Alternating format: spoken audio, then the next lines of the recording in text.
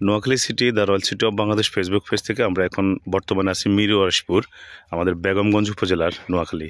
এটা হচ্ছে মিরওয়াশপুর ইউনিয়নের ৩ নম্বর ওয়ার্ড। এখানে অবস্থিত আমাদের এম এ মোতালেব উচ্চ বিদ্যালয়।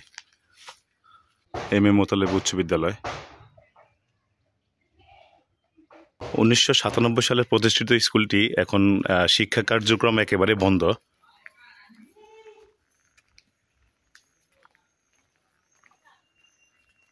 স্কুলটি মূলত তালুয়া চাঁদপুর গ্রামে অবস্থিত, যেটি স্থাপিত হয়েছে ১৯৯৭ সালে। আমরা এখন স্কুলের ভিতরে যাব। অত্যন্ত সুন্দর পরিবেশ, মোটামুটি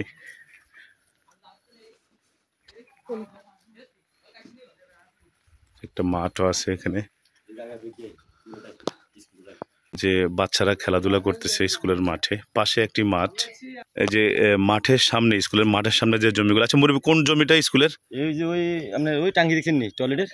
হ্যাঁ হ্যাঁ হ্যাঁ, টয়লেটের টাঙ্গি থেকে একারে ঘুরে ওই কোনাটা থেকে দেখছেন? হ্যাঁ হ্যাঁ হ্যাঁ, ওইটা থেকে এমনি ঘুরে এই পুরোটাই গাছগুলা পর্যন্ত সব রাস্তাটা ধরি এই পুরোটা হচ্ছিল স্কুলের জায়গা না? স্কুলের প্রতিষ্ঠাতা ছিল এম এ মোতালেব।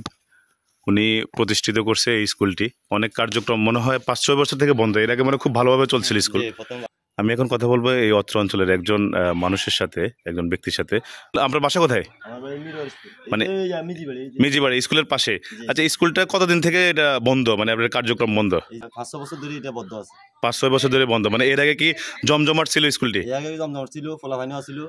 এরপরে যখন চালাইতে পারে না এরা, তখন আস্তে আস্তে মাস্টার বেতন দিতে পারে না। তখন উনি মারা গেছে কবে? এম এ মোতালেব মারা গেছে, হইছে এমএ মারা যাবার পরে বন্ধ গেছে। মারা যাওয়ার পরপরই বন্ধ হয়ে গেছে না?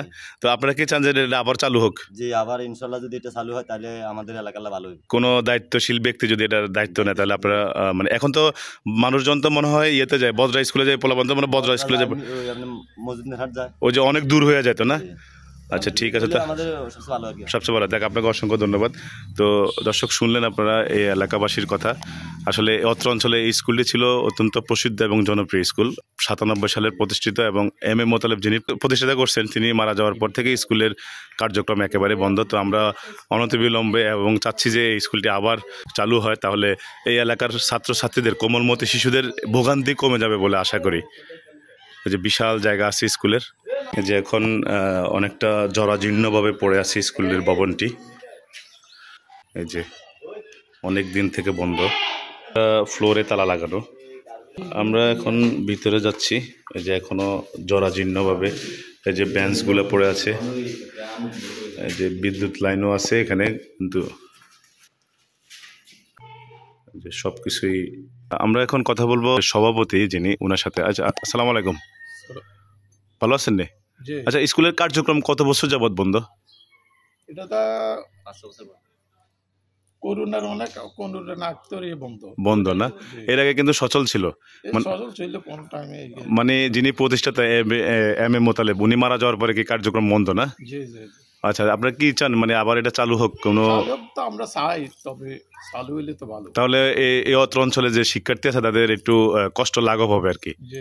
আচ্ছা, আপনাকে অসংখ্য ধন্যবাদ। স্কুলটি যেন আবার পুনরায় চালু হয়, সেজন্য ভিডিওটি দেখার সাথে সাথে অবশ্যই শেয়ার করে দেবেন।